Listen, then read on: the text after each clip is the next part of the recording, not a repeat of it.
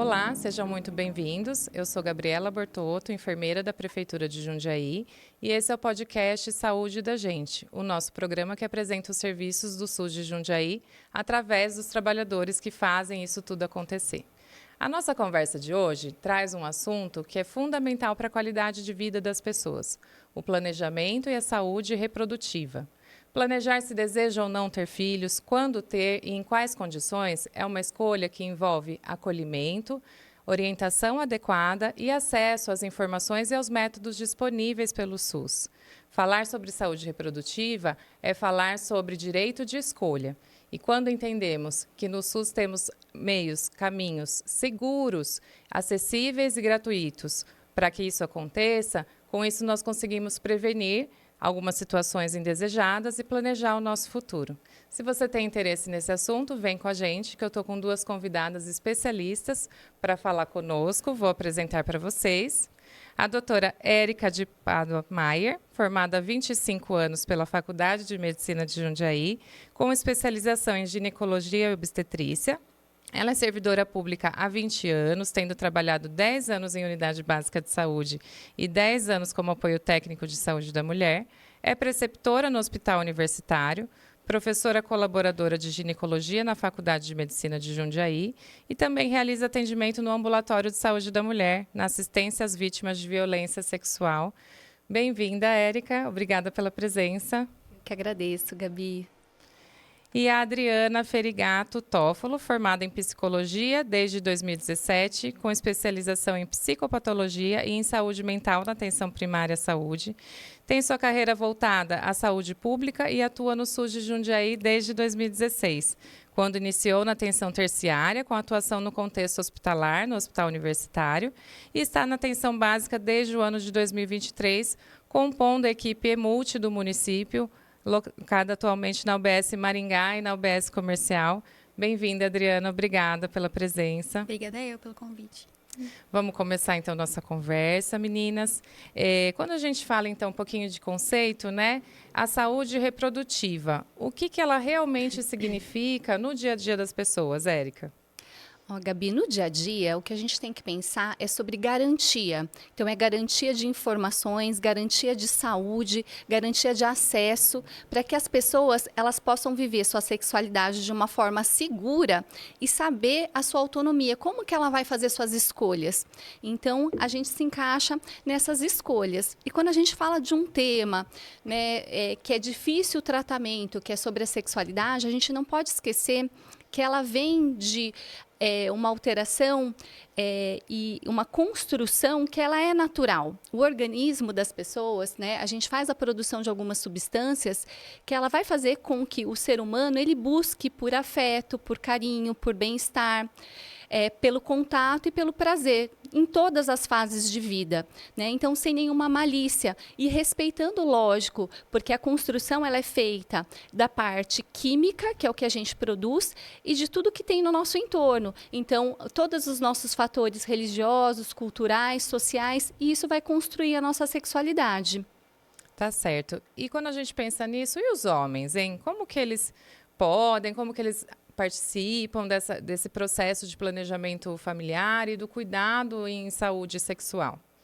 Os homens, eles estão dentro desse contexto, né? Porque eles têm as ações que vão estar influenciando em toda essa construção. Quando a gente fala em sexualidade, a gente fala em homens, em mulheres, em pessoas, né? Que elas vão estar se desenvolvendo e tem um caráter, né? De procurar, de transformar. A gente vive ainda, né? Uma série de preconceitos e que estão dentro dessa sexualidade e que o homem é fundamental para essa desconstrução. Perfeito. Pegando esse gancho, então, da questão de preconceito, Adriana, por que a gente vê ainda que é tão difícil, né, falar de sexualidade, de saúde reprodutiva, sendo que é uma coisa, como a Érica falou, tão natural da vida das pessoas? Foi como ela falou, né? Culturalmente, a gente tem muito ainda desses entraves, né? Justamente porque o corpo da mulher, né? O feminino, ele sempre foi visto de um fator histórico mesmo como reprodução, né? Então, o prazer da mulher, né? Ou mesmo as suas escolhas, a autonomia mesmo, ela acabou sendo silenciada, né? Por um tempo. E isso acaba se reverberando também enquanto sociedade, né? Algo mais estrutural. Então, muitas mulheres ainda sentem até vergonha, né, de conversar com profissionais da saúde sobre sexualidade. Então, por isso que é tão importante a gente trazer esses assuntos cada vez mais para esses espaços, né, para que essas mulheres entendam que são tabus, né, que ficaram lá atrás, ou pelo menos deveriam, né, ter ficado lá atrás, para que elas tenham cada vez mais acesso à informação mesmo, né, e entendam que para conseguir definir sobre o poder de escolha, né? Não só sobre a reprodução, né? Sobre quando, se e como elas quiserem ter um ou mais filhos, mas pelo direito do próprio corpo mesmo, né? Conhecer o próprio corpo, respeitar o próprio corpo. Isso faz muito sentido, assim, nessa desconstrução mesmo, né? Desse tabu enquanto sociedade. E você vê que esses entraves, esses tabus, eles podem limitar essa busca do cuidado em saúde? Muitas vezes sim, né? Às vezes até em relação ao homem, né? Que a gente sabe que tem também uma resistência maior também em buscar informação sobre sexualidade, né? Então, a mulher, claro, né? Ela precisa ter essa consciência de que é importante buscar sobre isso, né? Então, no acompanhamento em saúde, né? Começar conversando mesmo com profissionais, que às vezes é até um pouco mais fácil do que se manifestar de outras formas, né, em outros espaços, mas saber que os profissionais estão aí justamente para orientar, sem julgamento, né? Por isso que é tão importante elas manifestarem essas dúvidas para que a gente também consiga orientar e ir desconstruindo cada vez mais isso nelas, né? Joia. E em relação às pessoas mais jovens, os adolescentes, existe sempre um medo de que falar sobre sexualidade, né, com esse grupo de pessoas possa incentivar ou induzir um início precoce dessa vida sexual. Como que vocês veem isso, né? Como que vocês acreditam que pode ser essa abordagem, Érica? Na verdade, como a gente sabe que é algo natural, é algo fisiológico, né? Essa busca do afeto, essa busca do prazer, a gente está falando de substâncias produzidas e que vão atuando no nosso organismo, no nosso cérebro. O adolescente, ele vai passar por essa etapa, então ele vai estar em busca de informações. Então a gente fazer essa desconstrução para que a educação ela venha trazendo informações que realmente são informações que são ok para ele, que vão estar dando a possibilidade de saúde, que elas são verdadeiras, porque se ele não for buscar na educação, em casa, ele vai estar buscando na mídia. Né? A gente sabe que hoje em dia a gente tem muitas informações que elas acabam sendo distorcidas. E é importante a gente estar levando para pontos seguros essas discussões, para que eles se desenvolvam de uma maneira que realmente vai ser segura, que eles vão construir de uma forma natural, né? E como eu falei que é fisiológico, eles vão estar passando por isso independente do que eles visualizarem. A diferença é como que eles vão estar passando por isso de uma forma saudável, de uma forma segura ou de uma forma desenfreada ou que a gente não tenha nenhum tipo de controle, né? Então, é essa a diferença que ela acaba sendo importante. Tá certo. Então, a falta de acesso à informação, ela pode expor alguma situação de risco, Adriana, é isso? E assim, a gente sabe que muitas vezes os pais, né, os responsáveis, eles não sabem muitas vezes como chegar, como abordar, muitas vezes por também não ter tido essas experiências, né, enquanto adolescentes nas experiências que eles tiveram, né? Então, muitas vezes, o fator cultural também acaba implicando, né, muito nessa orientação dos pais. Mas é isso, né? É algo natural. Então, quando a gente conversa com criança, por exemplo, né, sobre identificar, saber reconhecer algumas partes do corpo, isso também já é sexualidade, né? Já é orientar sobre educação sexual, e o que é muito importante justamente para evitar, né, prevenir sobre violências em relação às crianças. Então, o adolescente ele já vai conseguir aprender saber melhor sobre o sistema reprodutor, né? Então, a gente sabe do papel da escola também nesse sentido, mas o adolescente também já é importante saber sobre consentimento, né? Sobre a forma como evita algumas ISTs, sobre menstruação, né? Que são muitos assuntos que são ainda, né, para os adolescentes também acabam sendo um tabu, né? Mas é sempre importante a gente também, enquanto responsável, claro, né? A gente não vai saber de tudo, não vai saber informar sempre, mas o acompanhamento profissional, de novo, é sempre muito importante, né? Então, as consultas com o pediatra, né? Que também já conseguem orientar algumas coisas, as próprias primeiras consultas com a ginecologista. Então, a família, né, tem um papel muito importante nesse acolhimento e de conseguir ter um espaço aberto, né, para que o adolescente se sinta à vontade também de manifestar suas dúvidas, né, de procurar orientação. Então, por mais que o responsável não saiba orientar, manter esse caminho sempre disponível, né? Verdadeiramente disponível para o adolescente, para que, se não souber alguma informação, saber também onde buscar esse auxílio para que ele se sinta realmente orientado, né? Por isso que é importante saber que ele vai buscar essa informação de uma forma ou de outra, né? Então, assim, é uma construção da saúde, da educação, da família, né? Ela pertence, na verdade, a todas essas partes, né? E isso tudo vai trazer partes pequenas que vão ser importantes para a formação desse adolescente. Então, essa orientação dos adolescentes sempre com responsabilidade, com acolhimento, sem julgamentos, né? Exatamente. Perfeito. Érica, muita gente, quando a gente fala de planejamento familiar, planejamento reprodutivo, associa apenas a evitar a gravidez. É isso mesmo? Ou isso é um mito? Tem mais coisa que está envolvida nisso? Na verdade, ela é uma parte, né, do planejamento.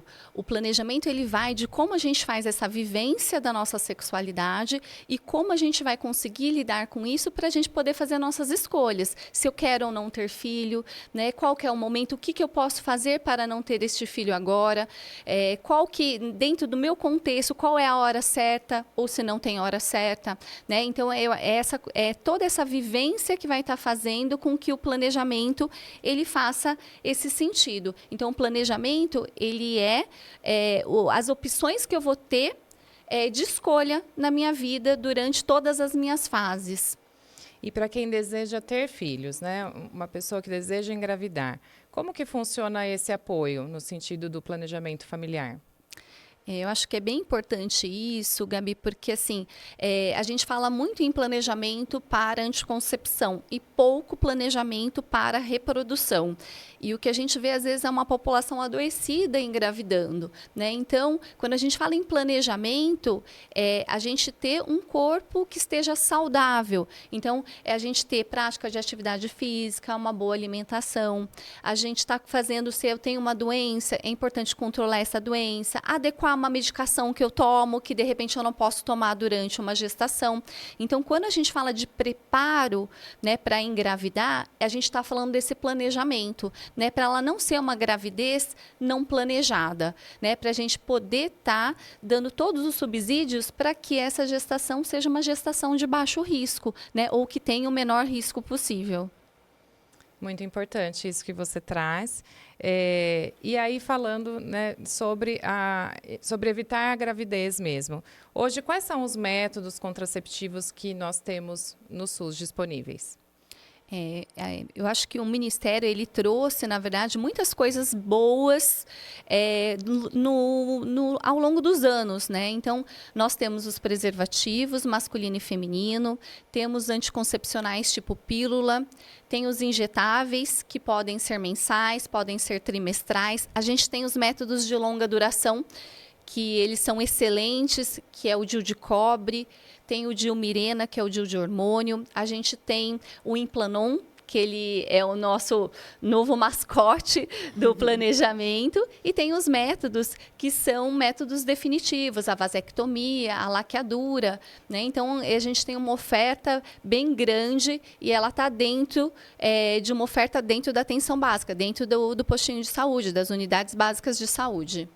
Certo. E aí, a Adriana, que atua, né, nas unidades básicas, Adri, como que se dá a escolha desse método, né? De repente, um método que é melhor para uma pessoa não dá tão certo para outra. Existe um perfil para cada método? Como que é feita essa indicação? A gente sempre costuma falar que não existe o melhor método, né? Ele vai ser o melhor método para aquela mulher, né? Então, tem mulher que vai optar por um método de maior duração, né? De longa duração, métodos que às vezes depende dela para administrar, né? Métodos que vão depender também do planejamento dela, se ela pretende também ter filhos, quando que isso pretende acontecer, né? Então, a avaliação individualizada é sempre muito importante, né? Muitas mulheres a gente vê, né, que vê a amiga usando algum método, vai lá e usa o parecido com a da amiga, porque sabe que dá certo, mas é sempre importante não adotar essa prática, não dispensar a avaliação e a orientação profissional, justamente para conhecer todos os métodos disponíveis, né, e conseguir fazer a sua decisão, o seu poder de escolha junto com a avaliação médica, né, a avaliação profissional, às vezes pode até ter algumas contraindicações em relação a alguns métodos para aquela mulher especificamente, por isso que é sempre importante a avaliação individualizada, né? Para que ela conheça e a partir daí ela consiga tomar a melhor decisão junto com a orientação profissional mesmo. Então, existe um método melhor que seja ideal para todo mundo ou sempre depende dessa avaliação? A gente tem duas coisas que são importantes. A gente tem os critérios que eu posso ou não utilizar aquele método, porque eu posso ter alguma doença que, de repente, contraindique estar usando um ou outro. E tem a opção pessoal. E é sempre importante a gente lembrar que, por mais que o profissional de saúde ache que seja o melhor método para aquela pessoa, a decisão cabe à pessoa, né? Então, a gente sabe que tem muitos métodos porque a gente tem muitas pessoas diferentes e que podem se adaptar de formas diferentes, né? Então, o que cabe em uma pessoa não cabe em outra, senão a gente teria um método só. Então, são ofertas diferentes porque as pessoas elas são diferentes e têm necessidades diferentes. E durante os atendimentos, assim, quais são as principais dúvidas que surgem sobre os métodos? Eu acho que uma dúvida assim que surge de uma forma assim contínua, que a gente às vezes está começando a conseguir desconstruir, é que os métodos definitivos são totalmente definitivos. Então, a vasectomia laqueadura, elas têm uma porcentagem de falha. Então, não existe método 100%. E isso é uma coisa que a gente tem que falar sempre, porque às vezes a escolha de um procedimento cirúrgico, ela vem achando que é uma coisa muito definitiva e a gente tem métodos de longa duração que têm eficiência muito parecida ou às vezes até mais eficiente e que às vezes a oferta não acontece porque ele acha que vai ser mais seguro se fizer uma laqueadura ou se fizer uma vasectomia. Então, eu acho que isso é uma coisa bem importante, né? Tem aqueles mitos de que, se eu engravidar com um DIU, a criança nasce segurando o DIU na mão, né? Então, a gente sempre tem essas falas, ou porque, não, a minha irmã engravidou com um tipo de anticoncepção, né? Eu também vou engravidar, então eu não quero. E a gente sabe que depende de uma série de outras coisas, você engravidar ou não usando um método. E você, Adriana, o que você vivencia em relação a essas dúvidas? Na minha prática, é sempre em relação a essas taxas de falha também, né? Então, quando chega, por exemplo, numa avaliação de planejamento familiar, é sempre essa concepção, né? Na verdade, elas já chegam mais orientadas, porque elas já passaram também por essa orientação sobre o aconselhamento reprodutivo, né? Sobre os métodos disponíveis. Então, quando chega na avaliação psicossocial, elas estão mais cientes também dessa possibilidade de falha, que nenhum método é 100%, né? Mas a gente sempre precisa reforçar, realmente, né? Que a escolha de um procedimento irreversível, né? Que justamente não é 100%. Existem outros métodos, como a doutora falou, de longa duração, que às vezes acabam sendo até mais eficazes. Mas essa dúvida quanto às taxas de falha realmente é o que acaba mais desesperando elas, né? Tem uma outra coisa que elas sempre perguntam.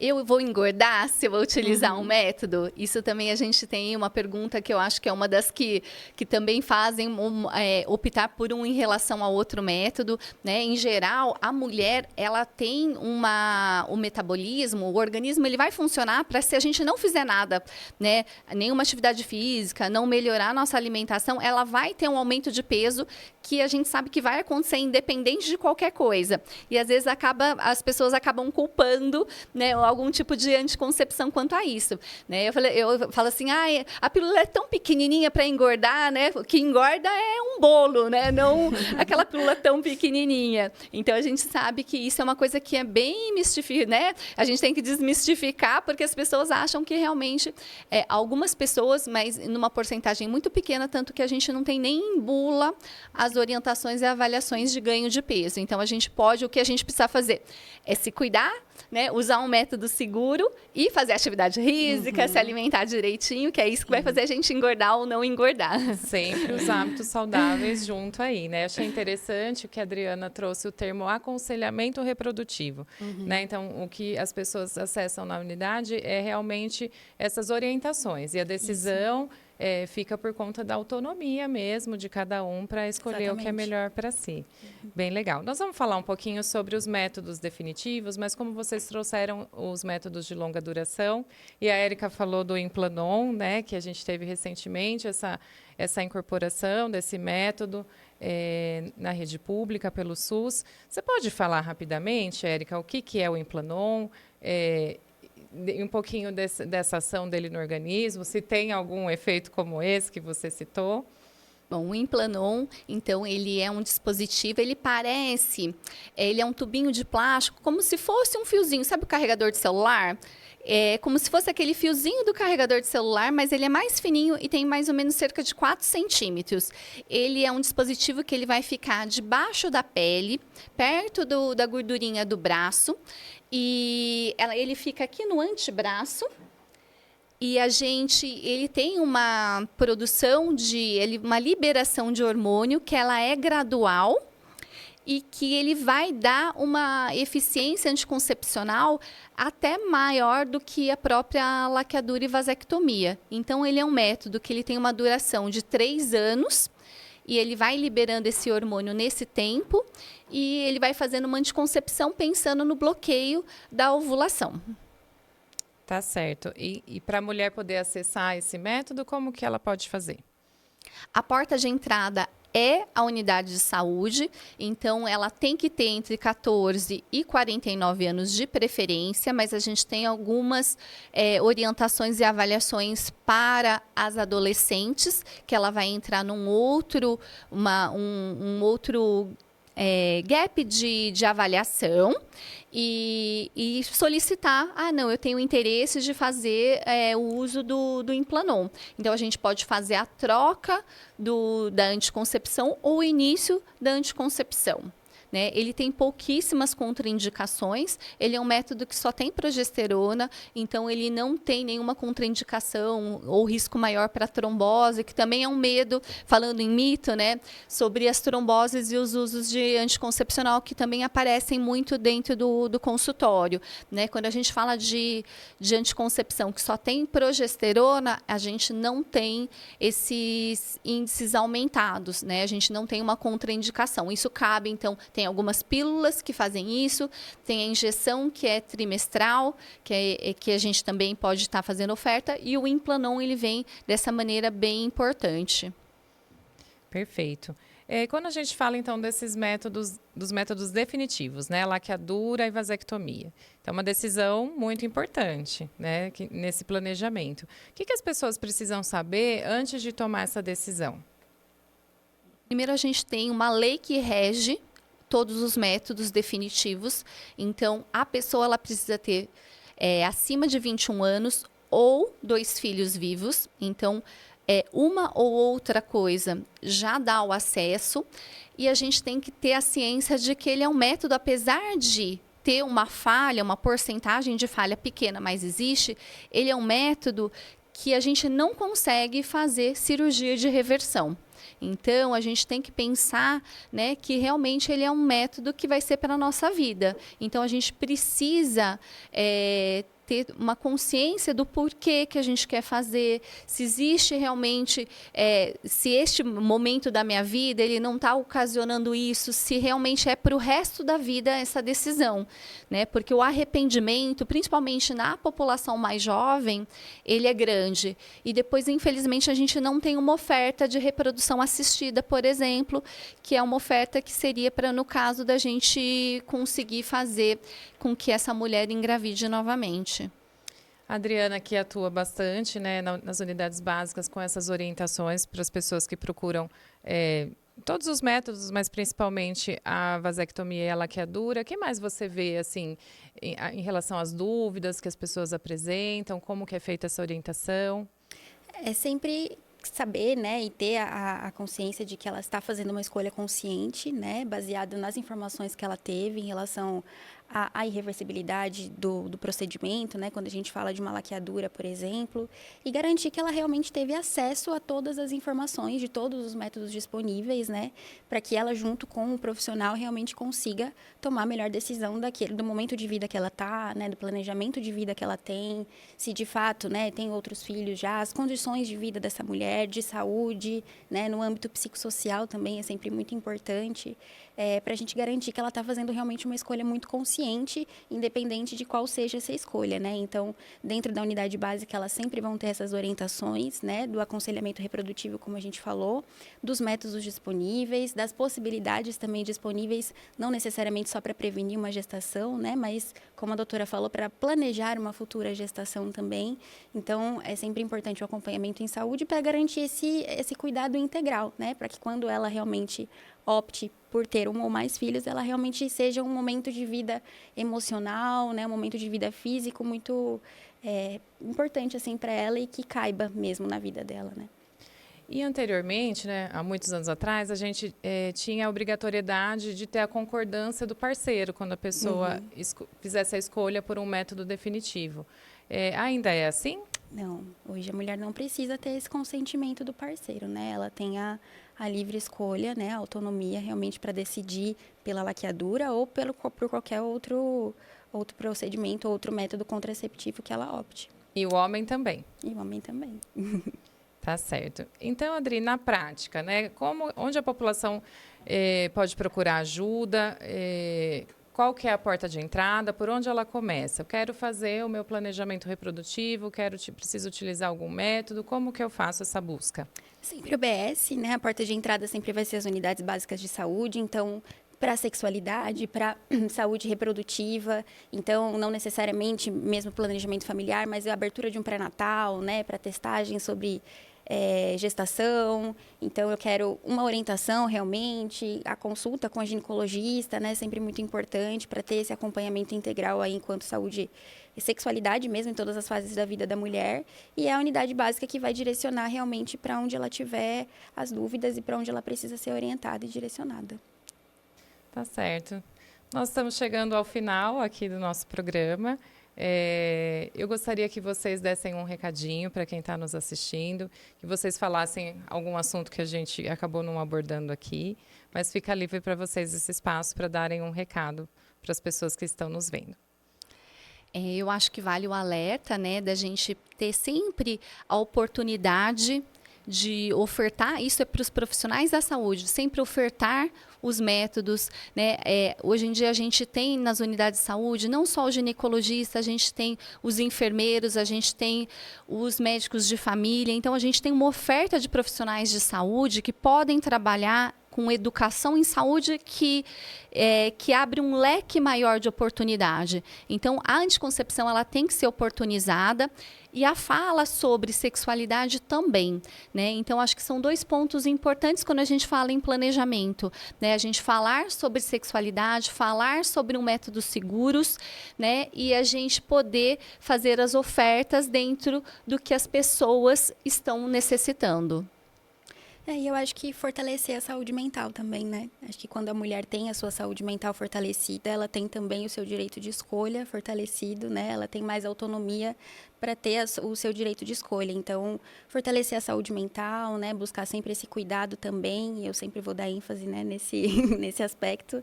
Mas as unidades básicas de saúde também estão aí para ofertar também esse cuidado, né? Então, buscar sempre esse cuidado integral, não só físico, mas mental também, para que a gente consiga fortalecer cada vez mais o nosso poder de escolha. Bom, meninas, quero agradecer muito a participação de vocês. Acho que foi uma conversa bem leve, mas bem esclarecedora, né? Trouxe a importância, né, desse entendimento que a informação de qualidade, ela combate preconceitos, ela reduz os medos e ela aproxima as pessoas dos serviços de saúde, né? Então, é muito importante mesmo que a gente garanta que essas portas estejam abertas. E agradeço muito pela atuação de vocês também na rede, de vocês e de todos os profissionais que estão atuando e que fazem lindamente esse trabalho de orientação e acolhimento dessas pessoas. Obrigada, meninas. Obrigada, Gabi. Muito bom. Eu espero que você tenha gostado desse conteúdo, que você possa compartilhar com seus amigos e familiares. Nosso agradecimento sempre aqui à equipe da TV Tech, ao Marcos Pagliarini, nosso diretor de programa. Se você tem alguma dúvida ou sugestão de conteúdo para o nosso programa, pode mandar um e-mail para o comunicaçãosaude@jundiaí.sp.gov.br, tudo junto, sem cedilha e sem acento. A vocês que nos acompanharam até aqui, eu desejo saúde, com autonomia e direito de escolha. Espero que você possa estar conosco nos próximos programas. Obrigada, um abraço.